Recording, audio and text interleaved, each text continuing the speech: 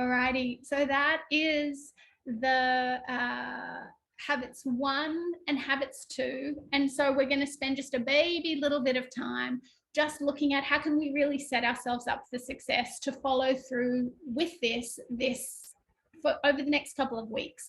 Because I encourage you to see that there is a beautiful action that takes place when a group comes together in a common focus, in a clear intention. And I do encourage us to all support each other, however that looks.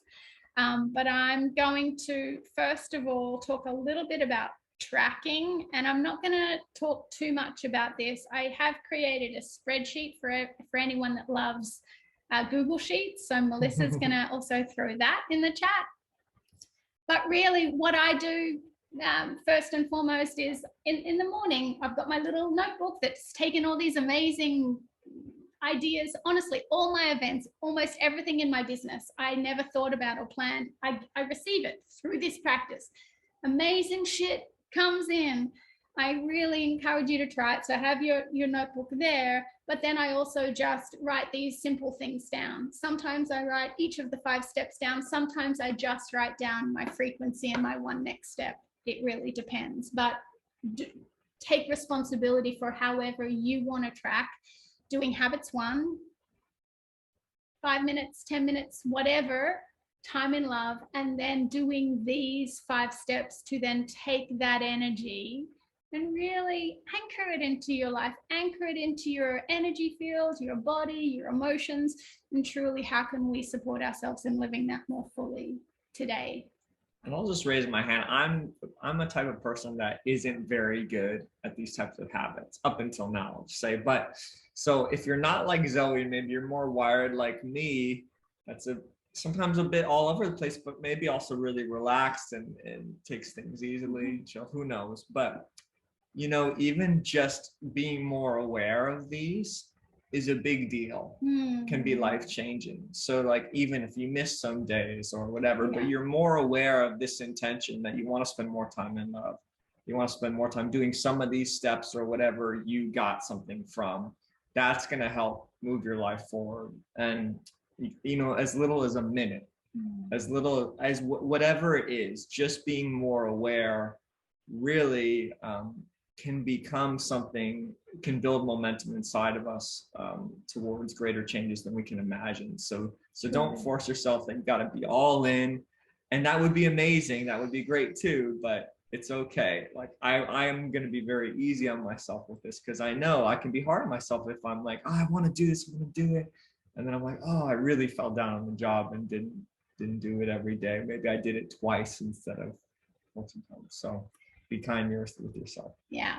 And in service to that, over the years, I have changed how I view tracking or accountability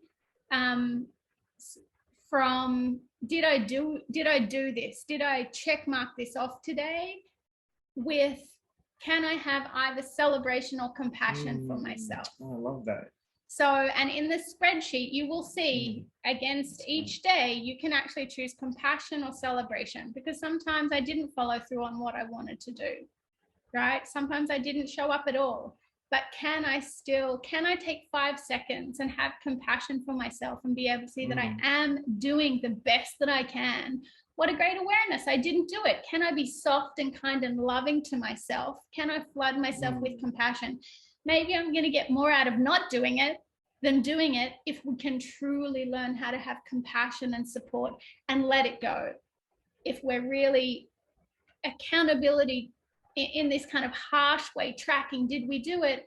Those deficits of what we haven't done can then just become weights on us, holding us back from actually being able to do it tomorrow. So can we clear it with compassion, or really spend 5 seconds genuinely celebrating, go, fuck yeah, great job. Like, yes, celebrate, give yourself a hug. So that's just what works for me. Whatever works for you in terms of just tracking, following through, please take responsibility for that. So that was awesome, by the way. I love that. I haven't heard that from you. That was like very game changing, because a lot of people are like, you know, gotta do it, but compassion is time in love. So that's great. Well, and I think what's been what's been profound but also challenging for me is I have an ego that actually works very well with you must do it, and I love that checking. What comes with that for me is addiction, stress, exhaustion, because then I'm putting my ego and that part of me that can get shit done, I put it in the driver's seat, and it can work for a short period of time, but it's too much for me and my beautiful energy field. Truly relaxing and letting go and motivating myself softly with compassion and celebration has been a bit of a game changer for me. So I'm just going to quickly put this on the table where we're wanting to give you guys an experience of Allowing Love, because we are starting another 4-month immersion program in July. So I genuinely encourage you to use this experience obligation free. There are truly no strings attached, and right, it's a bit hard for us sometimes too to give an experience and then go, oh, like this, well, you'll love this. But genuinely, we are so committed to sharing our work and to supporting those that really want to dive deeply into this work, because this is just a snapshot of how self-healing spiritual manifestation works, and really the heart of the immersion is in the habit 3 that we're going to be diving into next week. It's all good when things are going well and we can feel happy, but what happens when the shit hits the fan and we're really feeling quite terrible about ourselves? What do we do in those moments? For me, that's where the power lies, and we're diving into that next week. But we are really doing whatever we can to support you guys in following through in this. So we have this cute little 5 steps bookmark that we are going to mail you anywhere in the world if you just complete all 3 workshops. You can do that either via recording or show up live.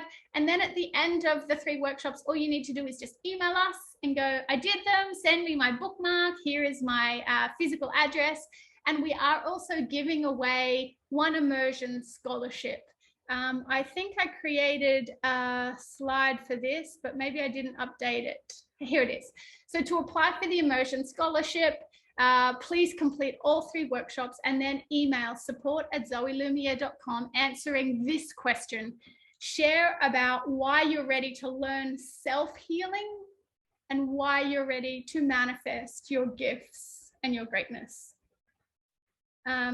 So cheesy, but honestly, love is cheesy. And I've made my peace with that.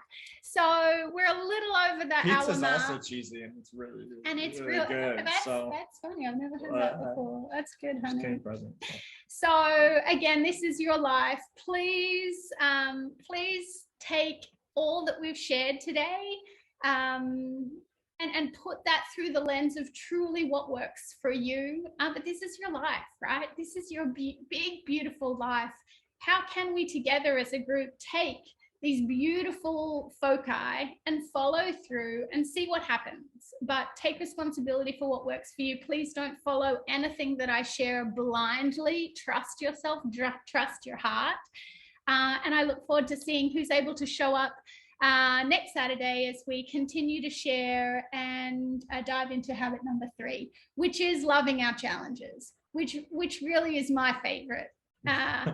And I will just give a bit of a preview or a bit of a teaser that, yes, I love all this stuff. How we spend time in the morning, all of it really makes a profound impact in my life.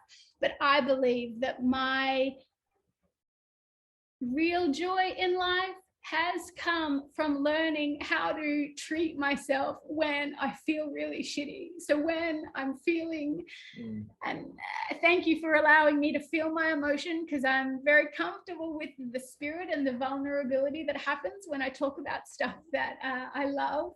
But it is my ability to be very soft and kind with myself when I feel down, and to truly learn how to rewire those parts of me that used to kick myself and be mean and feel not enough. Just those very critical, punishing aspects that we all have. How do we truly transform them into giving ourselves the love and the compassion that we need? Maybe the challenges in this life and the challenges in our life right now aren't here to hold us back, but are here to show us how to have more love and compassion for ourselves, how to be kinder, how to help us see we are doing the very best that we can. And so how do we treat ourselves like that? And if you do follow Phoenix online, you'll see us share a lot, right? What would happen if we treated ourselves like we treated our dogs, just with such kindness, such forgiveness? And maybe also what would happen if we treated ourselves like our dogs treat us? That's even just the next level. Oh my Lord, mind blown. So that's us.